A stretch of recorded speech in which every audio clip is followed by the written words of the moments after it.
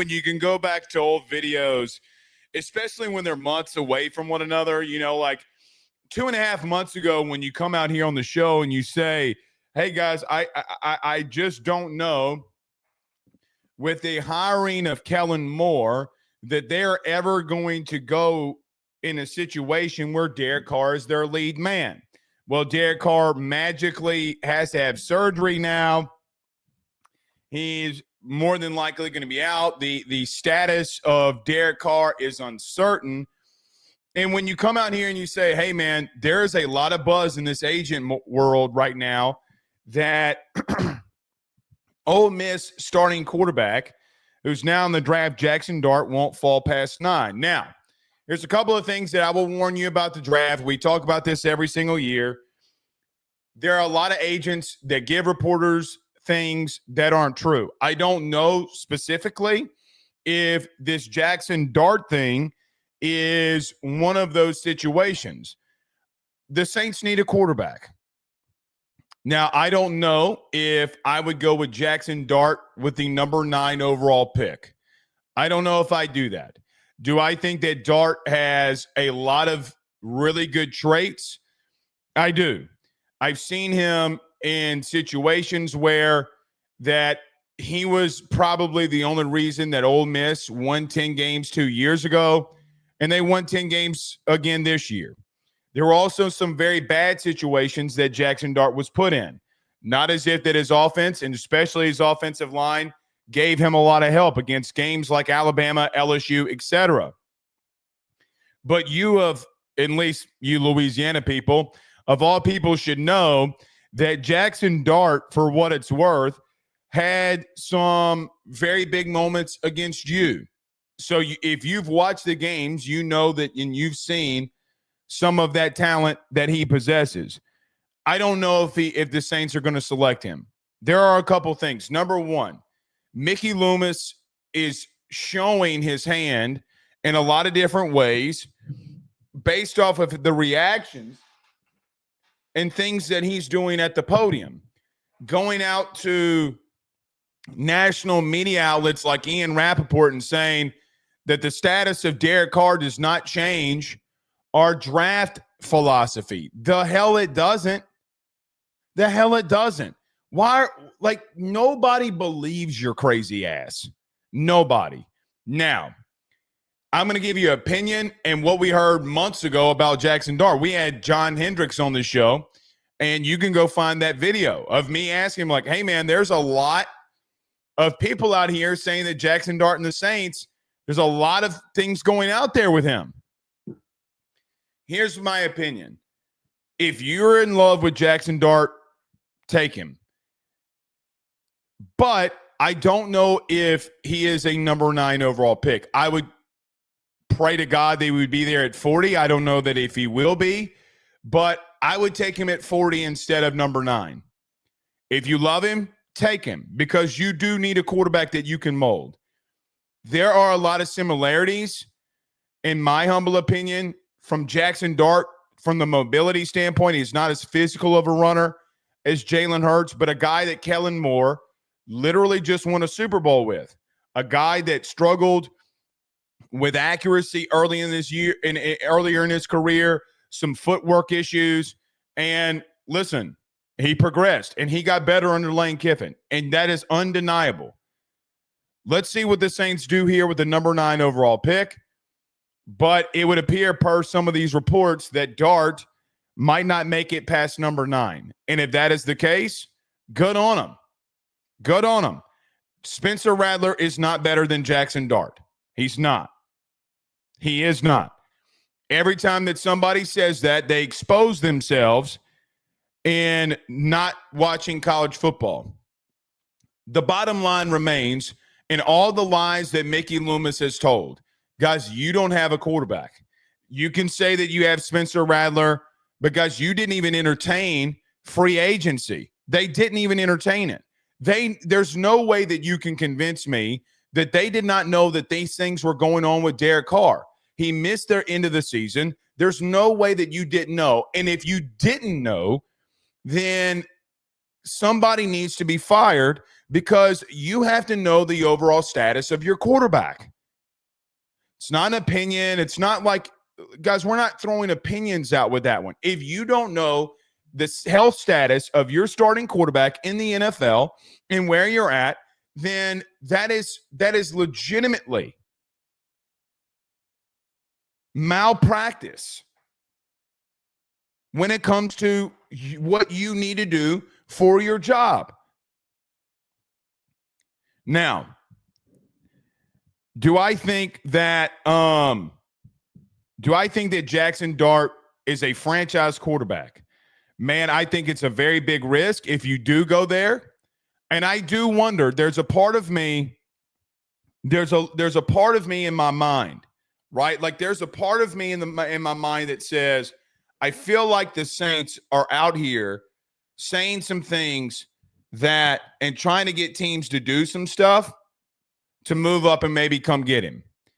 There was a report out there today or last night that the Saints might want to move back in the draft.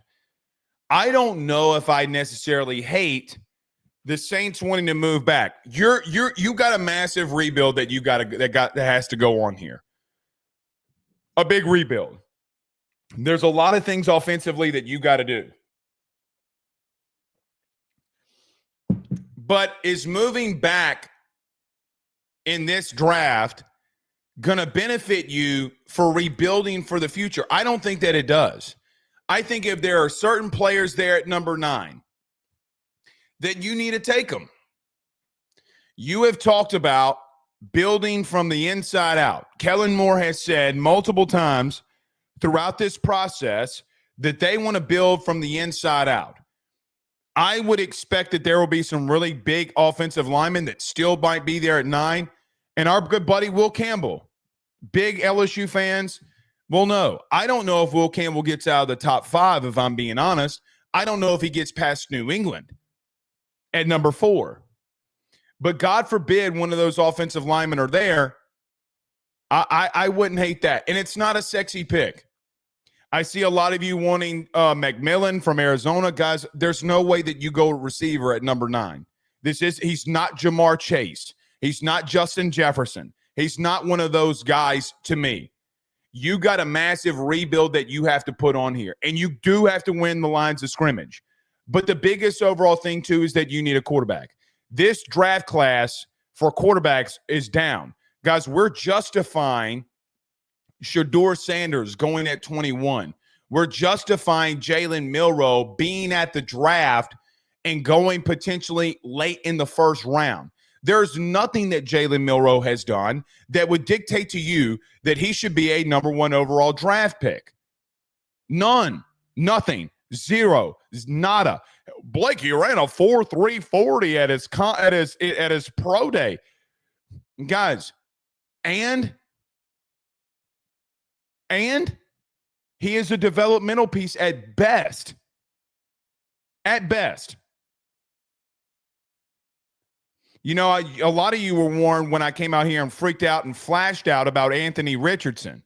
We should trade up and take Anthony Richardson. There's no way humanly possible that you guys watch college football and can see what happened with Anthony Richardson, and you can see what happened with Jalen Milroe, and think to yourselves that they are warranted for that pick. Hell, Jackson Dart was more productive than either one of them, Shedeur Sanders included, and you don't know if he's a number 9 overall pick? But you're going to justify those others? Spare me. The film does not lie up in this hole.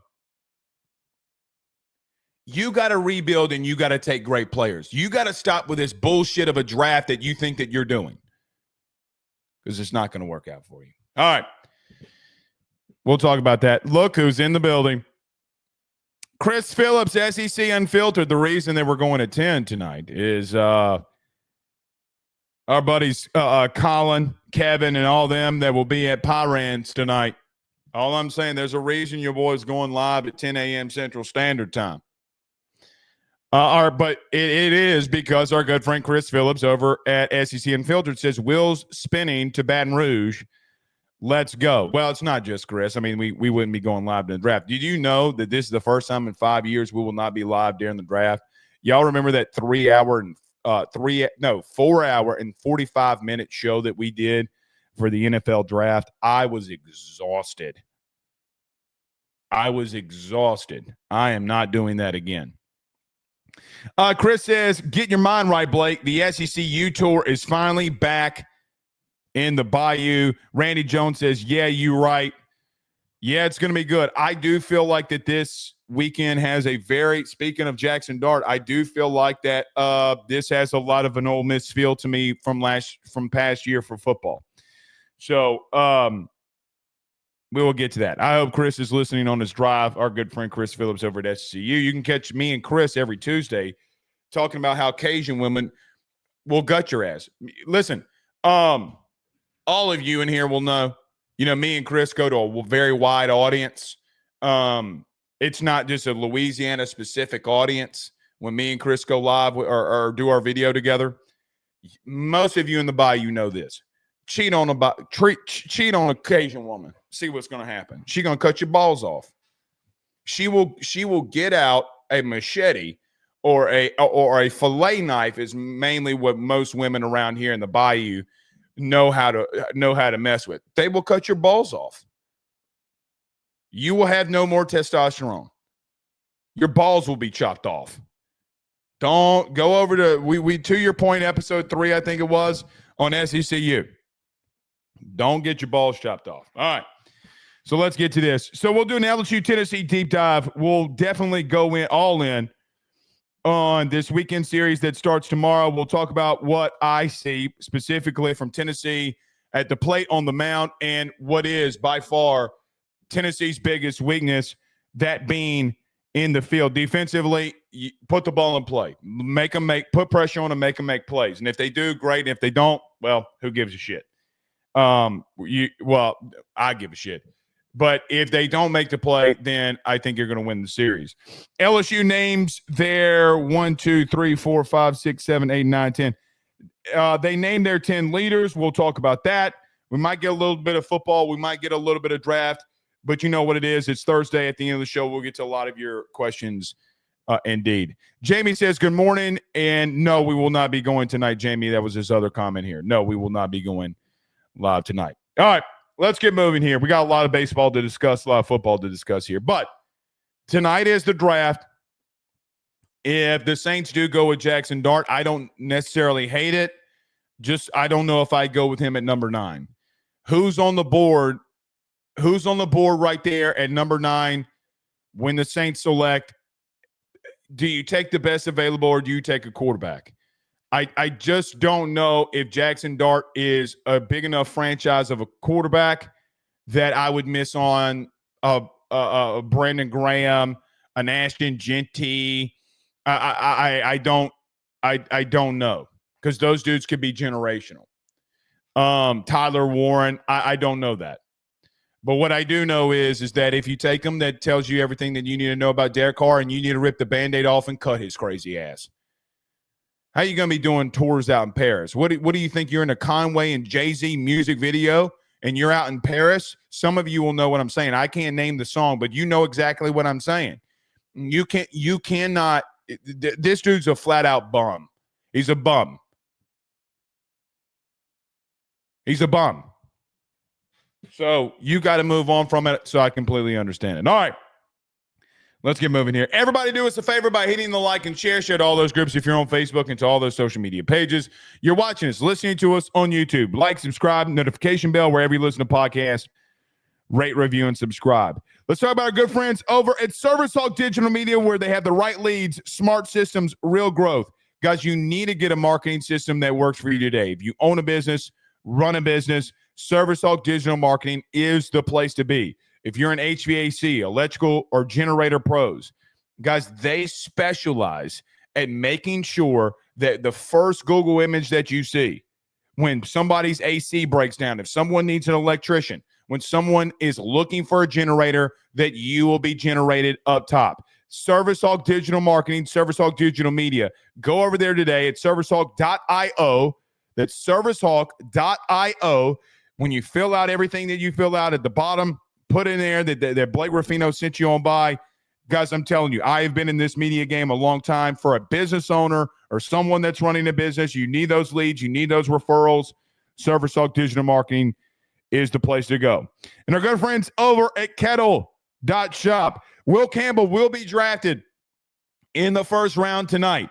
And our good friends over at Kettle is doing a giveaway. The Rolex that is right off of Will Campbell's wrist that he will be wearing tonight on draft day 2025 with an engraved signing from Will Campbell on this very fine oyster blue Rolex that he'll be wearing.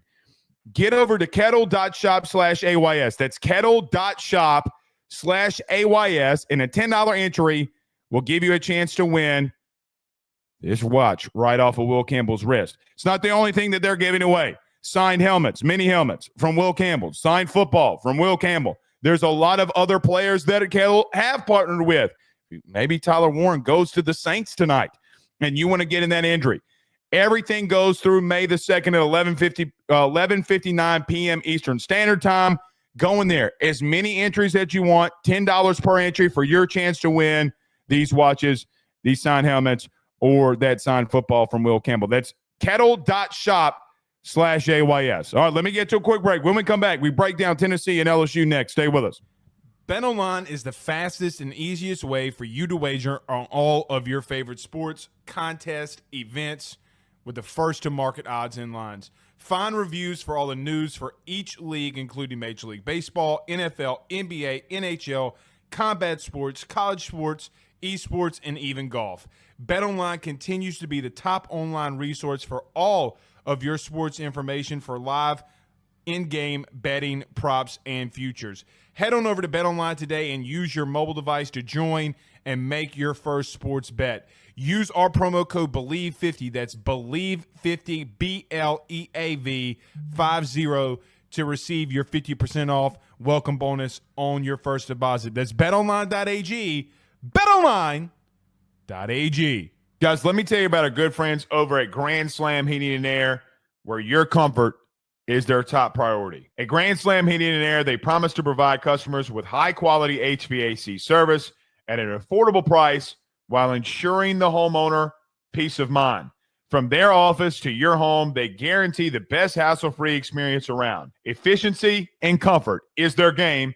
Let them make your home Grand Slam today. At Grand Slam Heating and Air, they're offering their annual maintenance plan starting off at $18.75 a month and also doing those $99 tune-up promotions. They provide free estimates for system and ductwork replacement, as well as offering financing to get the job done with no money up front. From Baton Rouge to Hammond to Covington, they're all around. So what you need to do today, give them a call at 225-380-9065. That's 225-380-9065. Or go over to their website, getgrandslamair.com. That's getgrandslamair.com, where your comfort is their top priority. We're back. All right. Mark on Facebook says, can LSU baseball even beat Southern Miss right now? Mark, they just came off of a series beating number 15 Alabama.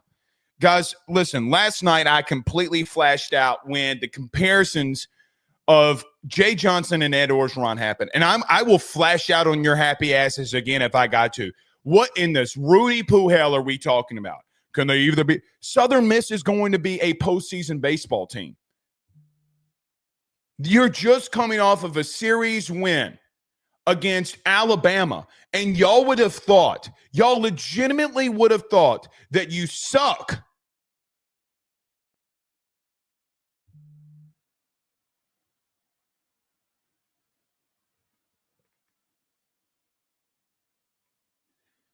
Guys, I love all of you.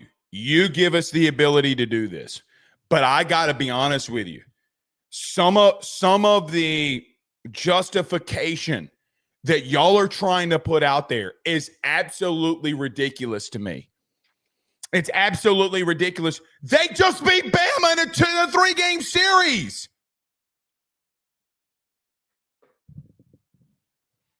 God bless it.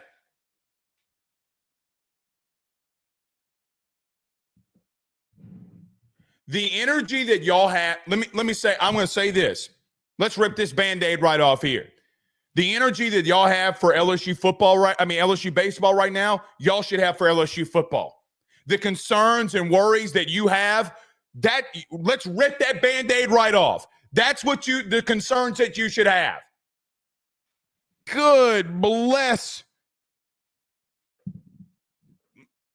Southern Miss beats LSU in one regional in year one for Jay Johnson. By the way, the next year they won a national title. Southern Miss can't even sniff the jockstrap of winning a national title.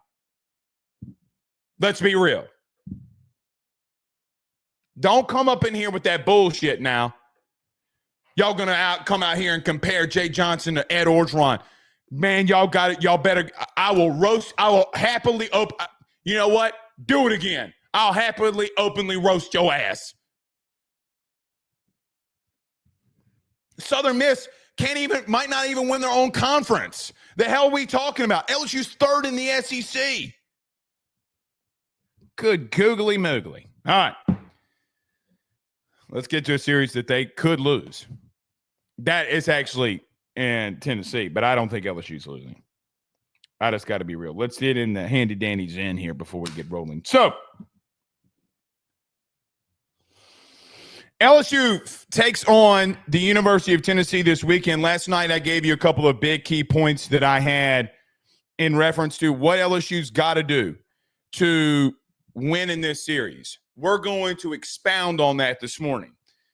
Look, Tennessee is a team, when you look at them, and I know that you look at last weekend, they lost to Kentucky at home. The way that they lost, the sloppiness and how they lost those two games versus Kentucky, and you're like, oh, man, maybe they're struggling.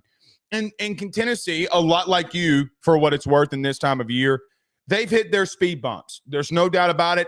There's been some issues that they've had. Last weekend, and we talked about this, in 2 innings, they gave up 7 stolen bases to the University of Kentucky. And if LSU can capitalize on that, especially with some of the speed that you have on with Jake Brown, Chris Stanfield, Danny Dickinson, Derek Carriel, there are some guys that you can definitely, and especially in that Saturday game, when you go up against Marcus Phillips, you definitely can move. And you can, if you get on base, you can definitely start getting those wheels turning here.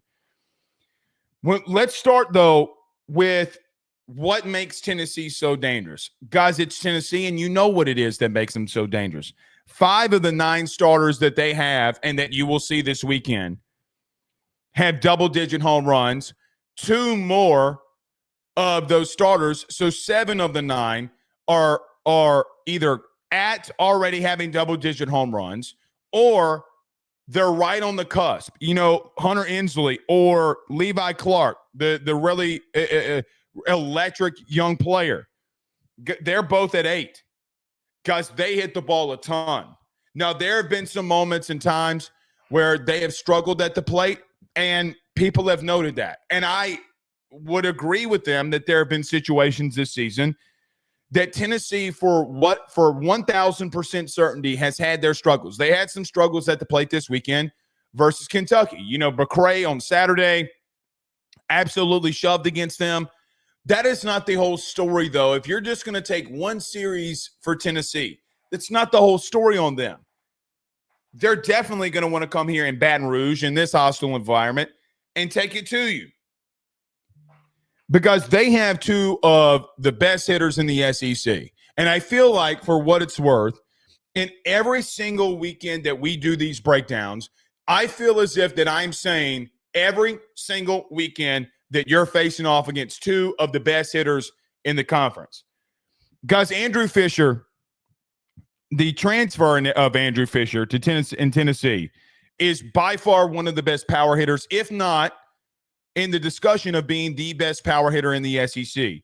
He's got 16 home runs this year, 43 RBIs, but the biggest thing for Andrew Fisher for me, guys, he's walked 43 times. He doubled and has doubled everybody on Tennessee's roster, or starting lineup, I should say, by double in the amount of walks. He is very selective at the plate. I know that a lot of people have talked about Gavin Kiln for Tennessee, and the the big electric bat that he has been fantastic too. He's hitting over 400. He's hitting 412, and we'll talk about him. But Andrew Fisher and Gavin, 1,000% stirred this drink for Tennessee. Guys, they have a crap load of power at the plate. Whether it be Hunter Inslee, Levi Clark, Dalton Bargo, Andrew Fisher, Dean Curley, Gavin, Chris Newstrom, Reese Chapman, Cannon Peoples. It doesn't matter who it is. They have serious power. Guys, they have 3 dudes that have hit 8 home runs this year, and they have 5 that have double digits. They hit the ball a ton. But, guys, they are very, very, very aggressive at the plate.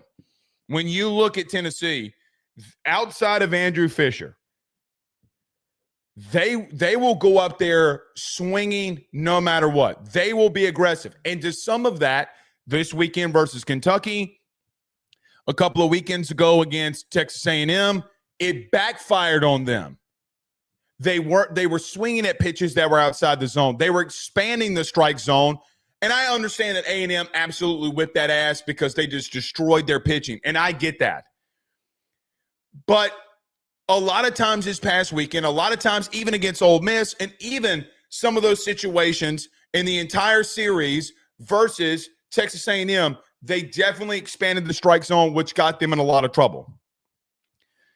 Against these hitters, against this very potent, very dangerous lineup, the number one thing that Cade Anderson, Anthony Ianson, Zach Cowan, Kason Evans, they must do, they must locate. Because this Tennessee lineup has been a lineup that has seen a lot of all-speed stuff. And what has happened is a lot of teams have missed their spots, and they've left something out over the heart of the plate. And guys like Dean Curley, Andrew Fisher, Gavin, they have destroyed the baseball because no one wanted to go into a series pumping in strikes and pumping in fastballs.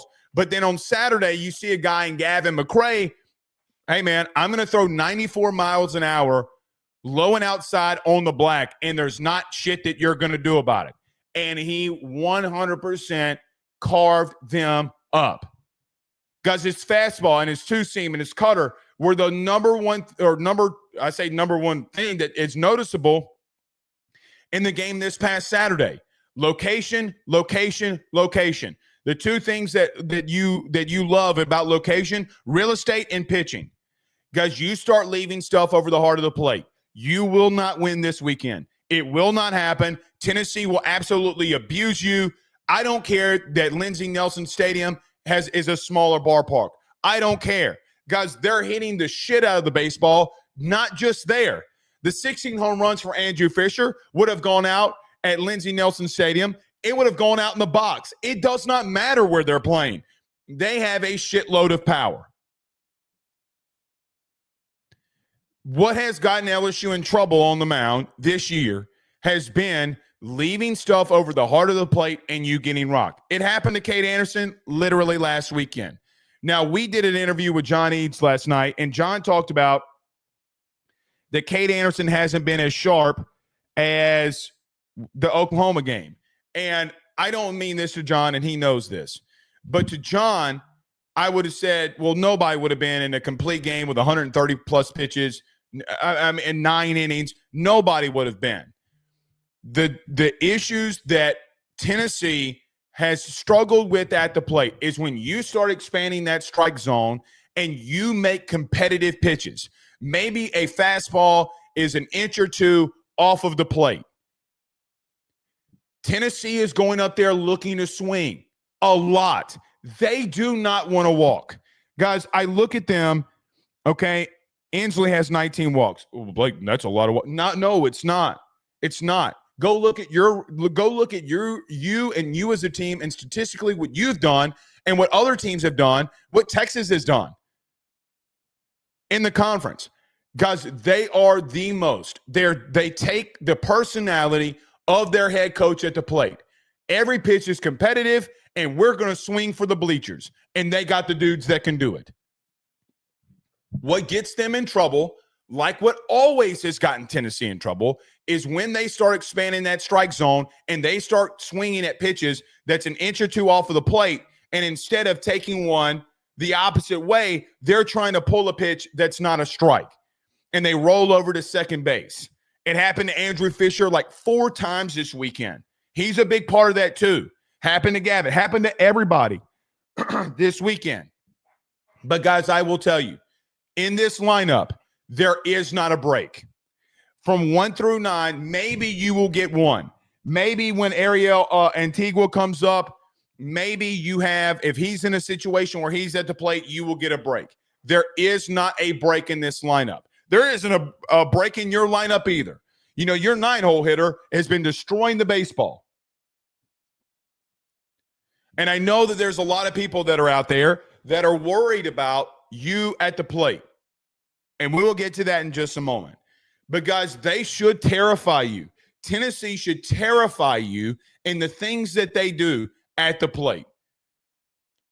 Tony Vitello is everything that we label him as. We talk about him being other fans of other fan bases call him a crybaby, call him this, call him that. It does not matter what you think personally of Tony Vitello. It doesn't matter. Guys, he might be and is one of, for sure, the best coaches, not just in the SEC, but the country. They have always, under him, been in situations where they're just going to go out there and try to dig down the baseball. And I don't know how else to put it. They're going to go out there swinging for the bleachers. It will get them in trouble, but it also will work if you start leaving stuff down the heart of the plate. Location, location, location. I hope that Anthony Ianson and Kate Anderson are best real estate agents in Baton Rouge this weekend, and they locate where they need to locate. I have all the faith in Zach Cowan, and I think that Casey Evans' stuff absolutely plays. But this Friday night, you more than likely are going to be in an outright dogfight. Guys, quite frankly, I've been waiting all week, and if I'm just being blunt, I've been waiting all year to have this take. Guys, this is what a College World Series preview is going to look like. Where do you stack up? Liam Doyle, Friday night. Kate Anderson, Friday night, in the box. Hell, it could be a super regional for all I care. I don't matter. Elite versus elite. Now I've seen this whole narrative out there, old money versus new money. No, it's elite versus elite. Y'all just acting like Tennessee ain't ever had old money. So stupid.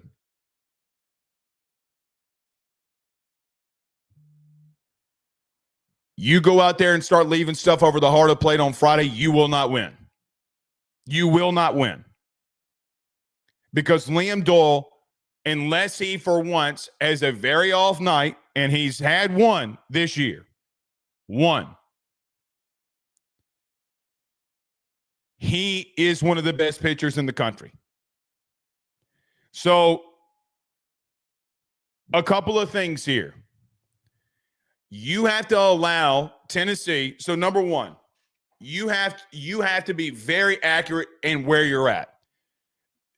Falling behind to this team, falling behind in the count is a nightmare scenario. But another thing, too, is you can't allow walks to a team that doesn't walk a lot. You can't. I'm terrified that you start getting a little wild from being on the mound, and anybody in this lineup can hit a couple, 2-3 run bomb, and you be in real trouble. That's the worry that I have here. Something in my bones, though, tells me something in my bones. Something's going to be special about this weekend. I don't know what it is. Maybe it might be Tennessee for all I know. Maybe I'm wrong. Maybe I'm wrong. But I don't care what ballpark they play in. I don't care what's going on with them. Guys, they have serious light tower power.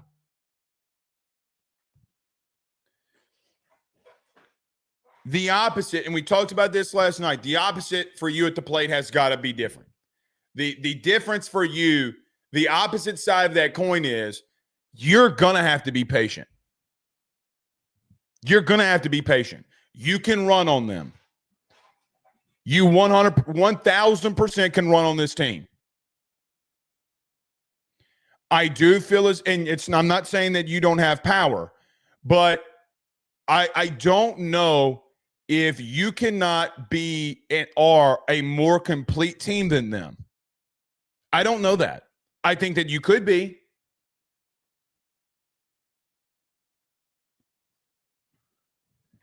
Guys, Hunter Inslee, and listen, we've seen this team, before I get to the last point of them at the plate, we have seen this team every single year since 2021.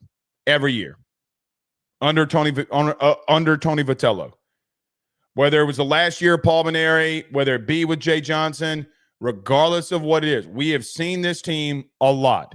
Hunter Inslee, guys, Hunter Inslee's been here a long time for Tennessee.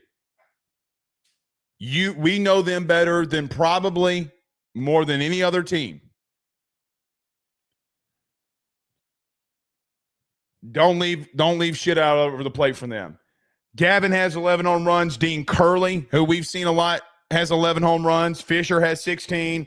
Dalton Bargo has 11. Inslee has 8. Levi Clark has 8. Peebles has 8. Reese Chapman has 10. Because they are beatable. But again, you don't locate and they're going to kill you. Very good team, man.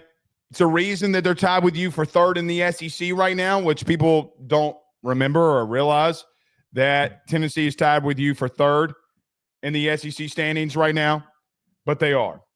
Let's go to Tennessee on the mound. And let's expand on this. Guys, last night I mentioned that you have to be very patient with this pitching staff from Tennessee at the plate, and you do. Friday night and what Tennessee will throw out there on Friday night is not indicative to what you're going to see the entire series. It's not what they've shown. Let's start with Friday night. Guys, Liam Doyle is arguably one of the best pitchers in the country. Some have, and every time this has happened, it has backfired on teams, but a lot of people have gone out there and tried to make comparisons because of a statistic, strikeout to walk and strikeout ratio per inning, that Liam Doyle is having his best Paul Skeens impression. Well, so did Hagen Smith, and Hagen Smith couldn't sniff the jockstrap of Paul Skeens. He can't sniff the butthole of the jockstrap of Paul Skeens. I am tired of people comparing a dude that constantly threw over 100 and would touch 102 multitudes of times and 101 multitudes of times in starts and still does it to this day. I'm tired of seeing people compare him. Liam Doyle, a left-handed pitcher, is not remotely close to what Paul Skeens is. He's a great pitcher. He's not Paul Skeens. And all of you idiots out there that want to compare him, you make yourself look like a dumbass. I'm glad that I said that. But that's not taken away from Liam Doyle. He is a fantastic pitcher, and he's done a lot of really good stuff this year. He's got a 2.48 ERA, 7-1 on the year, and 58 innings pitched. He's only allowed 31 hits and 16 earned runs. Guys, he has 104 strikeouts on the year. A lot of outside of his slider, everything that he throws is going to have arm side run. Everything. You got to be patient. If I'm not, I was told this by a scout when he scouted Liam Doyle this year. A lot of his strikeouts are coming from pitches that are outside of the strike zone.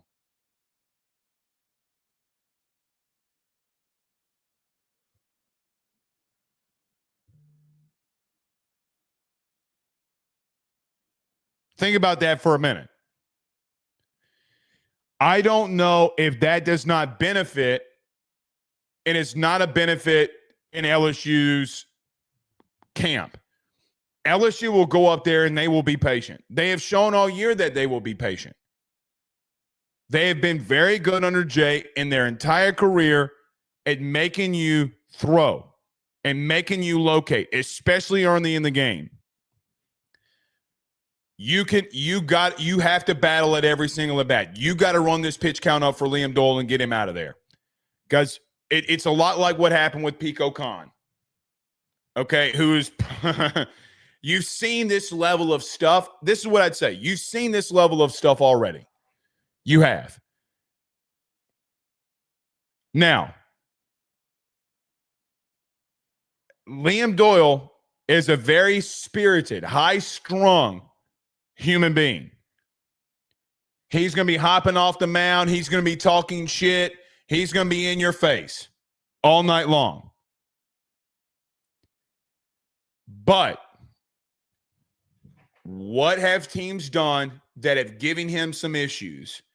I'm not suggesting that you go out there and play some small ball against them. But, guys, they have been, meaning Tennessee, they have been very bad in moments and times defensively. You got to put the pressure on them to make the plays. You must. It is a must that you must put pressure on them.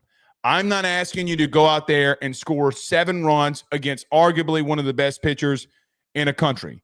I think that this will be a very low-scoring game on Friday when Liam Doyle is in the game, along with Cade Anderson. But you're going to have to play a little bit of small ball here.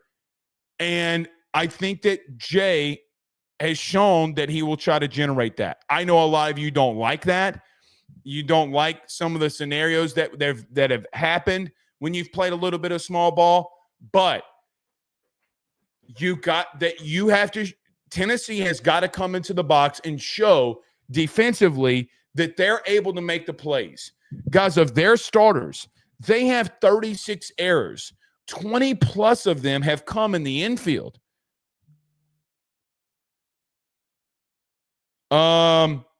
We're a little bit halfway through the season. Guys, they're on pace to having 60 plus errors, 45 plus in their infield. Teams have put the ball in play. Kentucky, Ole Miss, Texas A&M. Teams have put the ball in play, and when they have made errors, those teams have capitalized. The approach this weekend for you at the plate, especially on Friday, you have to play fundamental baseball. If there's a runner on second and no outs, do everything humanly possible to get the ball on the ground to the right side. Get that runner to third base. I'm not saying that very next at bat you bunt. If it's one out and you got a runner on third base, do everything you can to make sure that you get a ball on the ground to the right side of the infield. Runs are at a premium. They're at a premium. Liam Doyle is one of the best strikeout pitchers in the country. He actually is the best strikeout pitcher in the country. His slide piece or sweeper, slider, whatever you want to, whatever he calls it, whatever it is that he's throwing, I would say it's more of a sweeper than anything, is devastating to left-handed hitters. Devastating.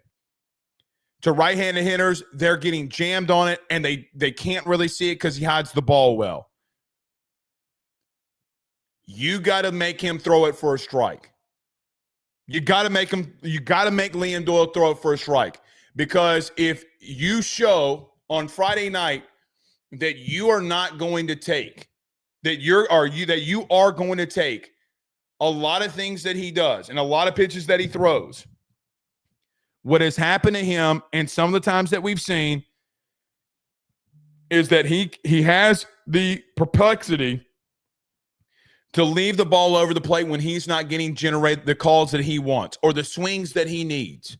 Teams have not laid off of the sweeper. Teams have not laid off the changeup that he will throw to a lot of right-handed hitters, and he's gotten a lot of swing and misses of balls that aren't remotely close into the strike zone. You must be patient. Now, Tennessee this on Saturday. You will see a big righty in Marcus Phillips, who statistically has not had a bad year. He's got a 2.96 ERA in 48 and two-third innings pitched. He's given up 39 hits, 16 earned runs, 17 walks, which is not bad. Same as Liam Doyle, but he only has 62 strikeouts. And that I know that's a lot, but only 62. Marcus Phillips on Saturday is someone that you definitely, because of who you are as a team, how athletic you are as a team, 1,000% can capitalize on this team on Saturday. Guys, teams have stolen on Marcus Phillips a lot. He is very slow to the plate. And on Saturdays, when most teams have beaten Tennessee, like Kentucky, Texas A&M, teams have won those series against Tennessee in games 2 and 3, both of them, because Liam Doyle has shut them down. Do not get discouraged if you lose game 1. You cannot do it. Don't do it. Guys, Saturday and Sunday has been just as chaotic for Tennessee as it has been for you. Just as chaotic. And that's where you got to pounce. If you win on Friday, that's a surplus. It's a surplus. Game 2 is where it's a must have. Everybody talks about game 1 scenarios. You must take game 1. I don't know if I'm there with this team because Liam Doyle is so special. It's like going up against the only comparison that I would give to Skeens with Liam Doyle is when you face one of these elite pitchers, it's not the end of the world. And it's not the end of the world if they get over on you on a Friday night. It's not. Marcus Phillips and the rest of their staff on Sundays have very much struggled.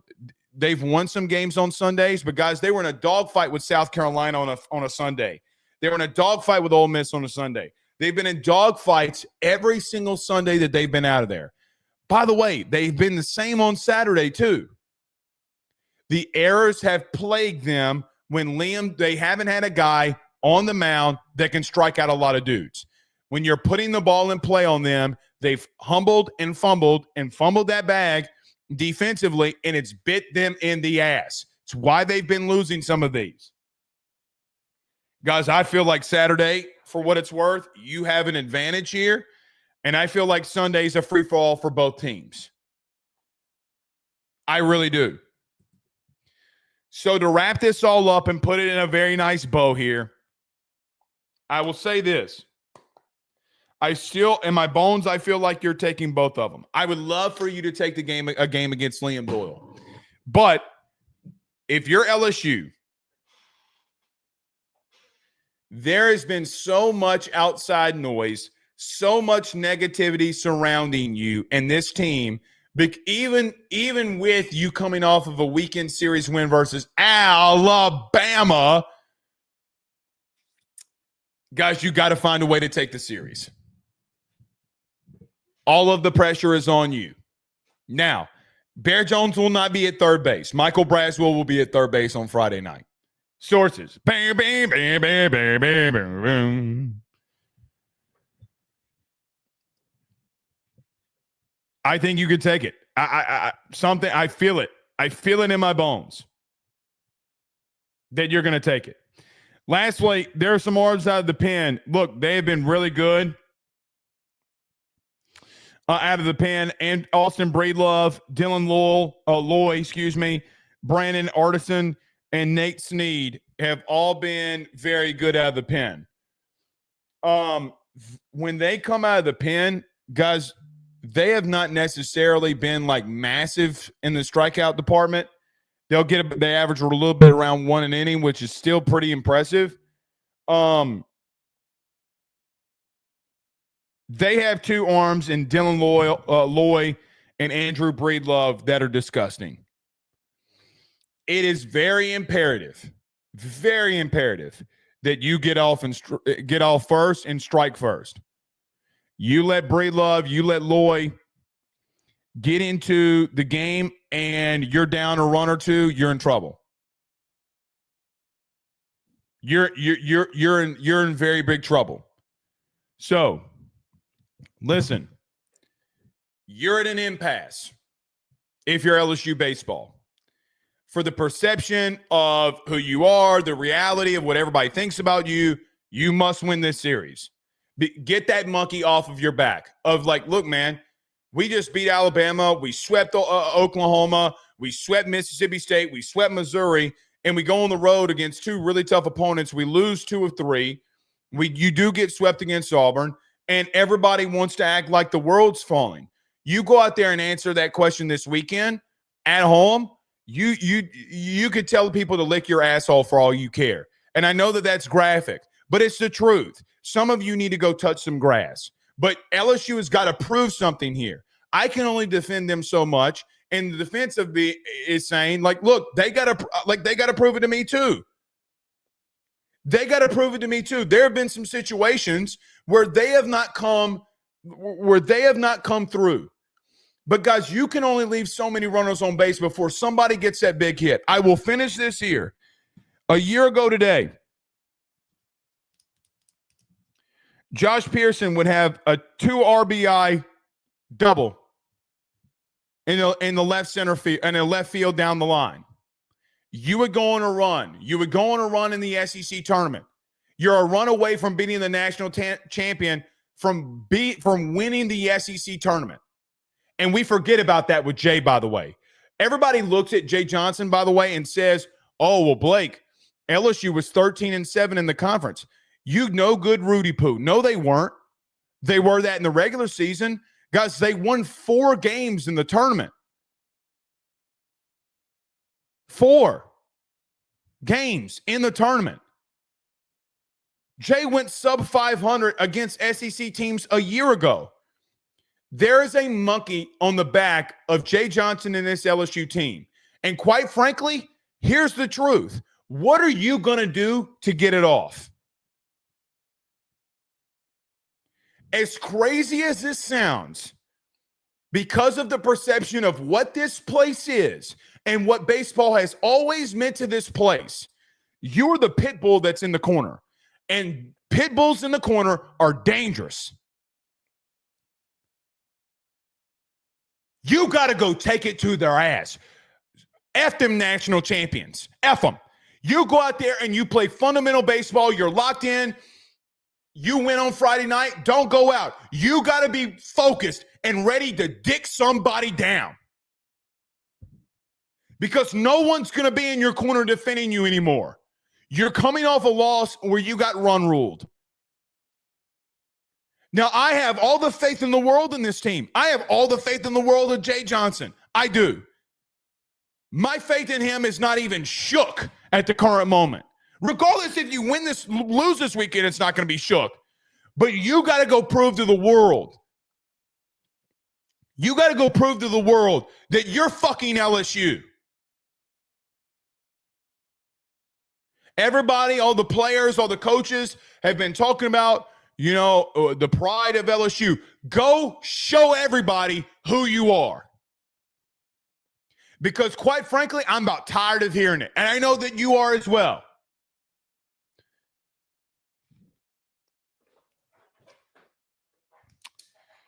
Peyton Manning said one time, talking about Tennessee, about how he was at a coaches convention. And Peyton Manning talked about how every single great team that he was a part of, would take him down. I have all the faith in you because I know that this game is not like the 90s, right? It's not the Skip Bertman era. There are a lot of different things that are going on in baseball, but there are a lot of people out there that don't think that you can succeed. Guys, Tennessee on game 2 and game 3, guys, you can take that shit from them. You can take that shit from them on Friday night. You go out there and you prove to everybody who the fuck you are.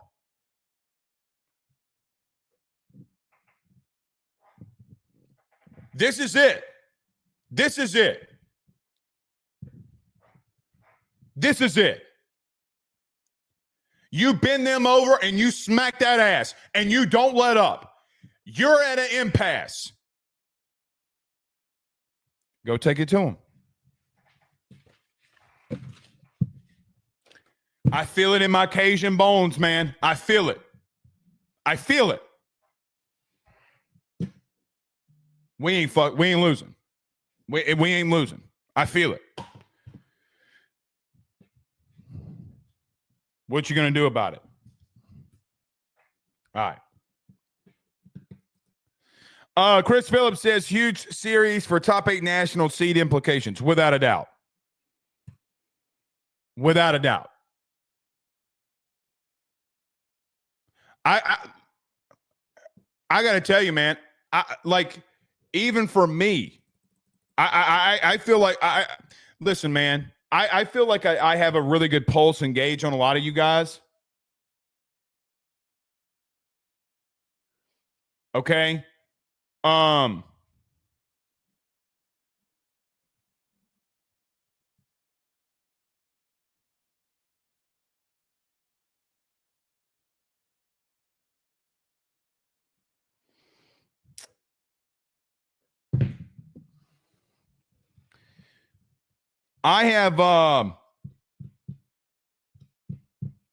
feel like I have a really good gauge.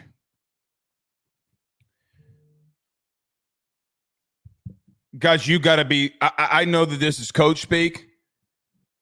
I know that this is coach speak. But you got to be locked in. If you ain't locked in for this one, you won't be locked in for anything else. Randy Jones says Blake is bringing it today like he does every day. Well, people just don't listen. Our good friend Craig Kolb says, say it louder. Craig, they got to go prove it. Here's the thing, and I love Craig to death. Craig's my guy. I love Craig to death. We have disagreements on this baseball team. Good. That's what makes sports great. We have disagreements. I love Craig to death. I'm never going to stop loving Craig because we have a fucking sports disagreement. You got to go prove it. This is it. Just because Blake Ruffino has faith in you does not mean that Blake Ruffino can't be wrong. Blake Ruffino is wrong. Guys, if we put 100 takes out, 90 of them I'm going to be right, 10 of them I will be wrong. 95 I will be right, 5 I will be wrong. I'm going to give myself a little bit more credit. But that's the truth. You know it and I know it. Don't act like you come in here and don't listen. You know that's the truth. I have faith in you. You got to get the big hit with runners on scoring position. You got to get the big hit with runners on. You got to go take it to their fucking ass.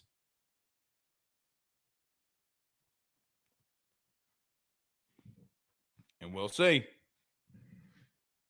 We'll see. All right. Let me transition here before we get out. Transfer portal. In football. Well, LSU, let's talk about this before we get out of here because I won't see y'all until tomorrow night. So LSU has announced that they have their 10, I guess, summer and season leaders. Garrett Nussmeier, Chris Hilton, Bo Borderline, DJ Chester, Bauer Sharp, Whit Weeks, West Weeks, Jordan Gilbert, Jack Pyburn, and Harold Perkins have all been named the leaders for LSU. Here's what I'd say. I like that. I like this. I've really liked this from Brian Kelly. I've liked that he's named 10 accountability leaders.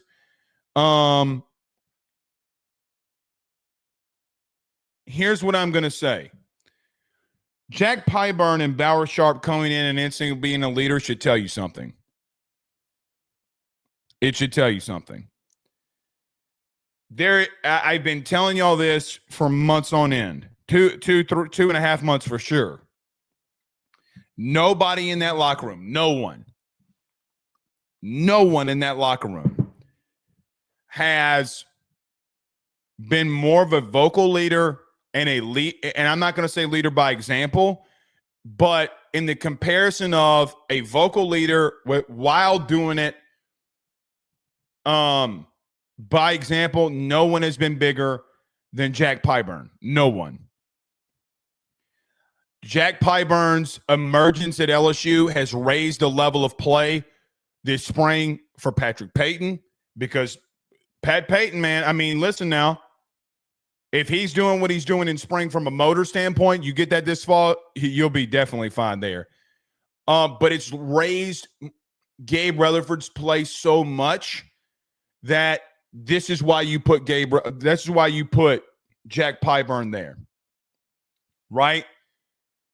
It's not missed upon me. Bauer Sharp, a little bit of the same.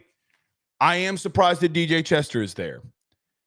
I will continue to say this. This is what I think, to some extent, of what your offensive line will look like come August. I think it'll be Tyree Adams at left tackle. I think DJ Chester will be either left or right guard, along with Josh Thompson. At center, it's going to be Braylon Moore.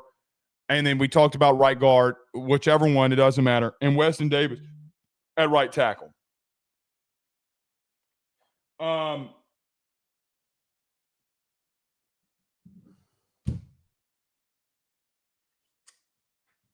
I like it. Harold Perkins is also in there. I'm praying that Perk has a massive year. I hope Perk has a massive year.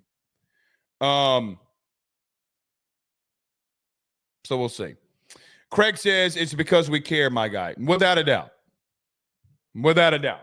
We do care. All right, last thing before we get out of here. LSU has been very quiet in the portal. There have been a couple of things that we have discussed here. Please go to listen to any episode. Go to the one last night.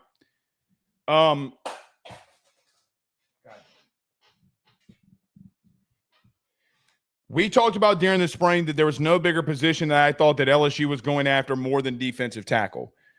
What I reported has been the truth. I do think that there's been a little bit of a divide in reference to where LSU thinks that they should go if they need to go back into the spring portal and get somebody.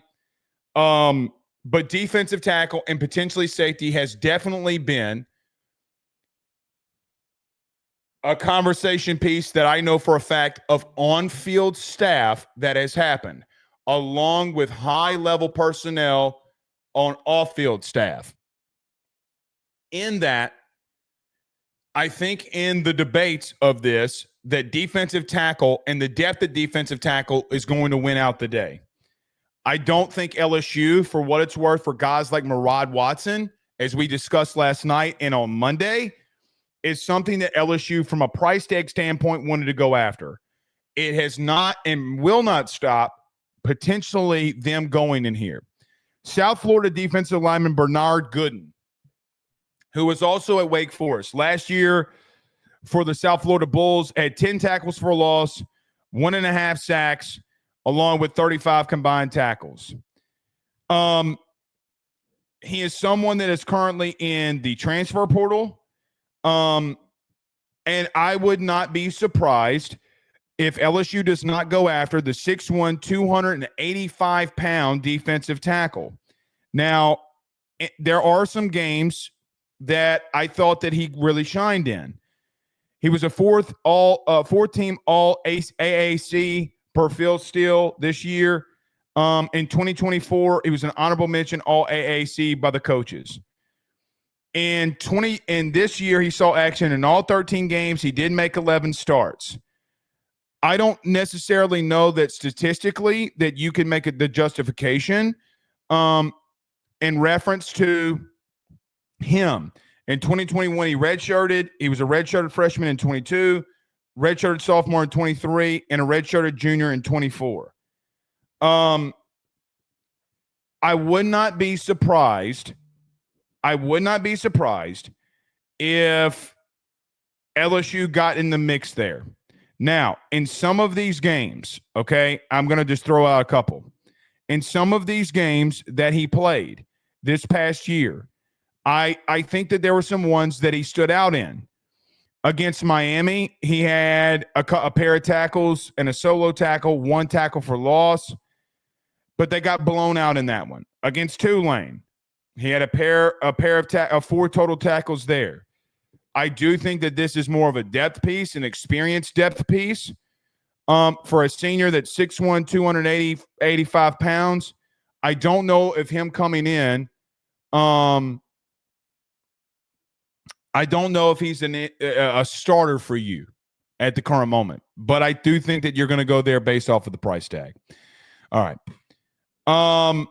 what time does SC Filter come on? He's not coming on today. What I was saying, Jamie, earlier was, in reference to, we did a show on Tuesday. You can go to SC Unfiltered, me and Chris, and see that.